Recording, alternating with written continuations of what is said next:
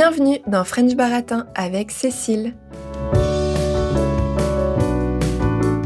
Ce mois-ci, dans notre épisode principal, on a parlé des stéréotypes de genre. Alors, pour ce 3e mini-épisode consacré à la pop culture, j'ai envie de vous parler des séries quotidiennes et de leur pouvoir discret mais puissant pour changer notre regard. Et oui, la France a cette spécificité de produire des séries quotidiennes, ce qui signifie, comme son nom l'indique, qu'un épisode sort tous les jours, toute l'année, exception faite du week-end. Ce phénomène français a commencé en 2004, avec la série Plus belle la vie, qui existe toujours d'ailleurs. D'autres séries ont vu le jour depuis. Demain nous appartient, Un si grand soleil et Ici tout commence. Bien que ces séries aient un certain nombre de défauts, comme celui de banaliser des comportements impulsifs et toxiques pour créer du drama, ces séries quotidiennes sont de vraies opportunités pour s'immerger dans la société française et ses problématiques sociétales contemporaines. À titre d'exemple, Plus belle la vie a été le premier feuilleton grand public français à montrer l'homosexualité au quotidien.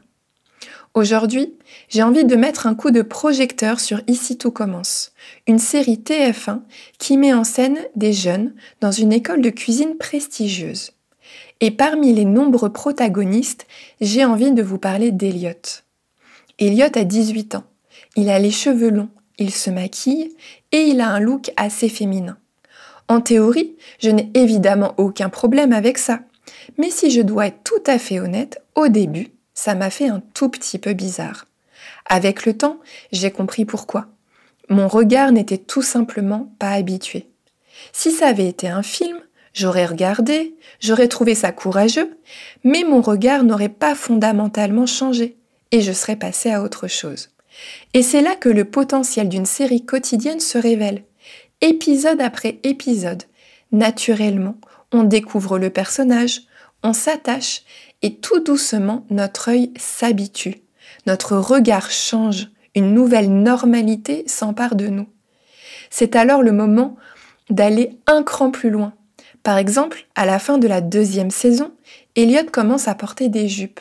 Et rebelote, malgré moi, ça m'a fait un peu bizarre. Mais petit à petit, ce sentiment s'estompe pour disparaître complètement. C'est chouette de voir que la télé ne reflète pas seulement la société, mais l'aide aussi à évoluer. À bientôt dans French Baratin.